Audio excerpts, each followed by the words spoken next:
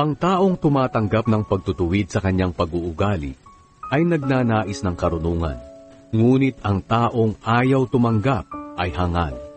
Ang mabuting tao ay kinalulugdan ng Panginoon, ngunit ang taong nagpaplano ng masama ay kanyang pinarurusahan.